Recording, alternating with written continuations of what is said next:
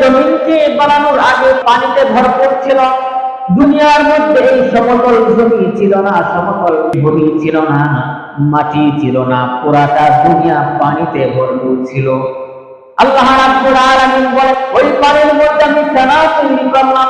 ফেনা হইতে হইতে ফেনার মাধ্যমে একটা জায়গার মধ্যে ফেনা জমা হয়ে মাটি তৈরি হলো। সুবহানাল্লাহ। আল্লাহ রাব্বুল আলামিন বলেন, জমিন আমার খলিফা নিযুক্ত করব। তারা কিভাবে এই মাটির মধ্যে বসবাস করবে, তারা কিভাবে মাটির মধ্যে ঘর বানাইবে, তারা মাটির মধ্যে কিভাবে চারা বপন করবে, তারা মাটির মধ্যে কিভাবে হাঁটবে।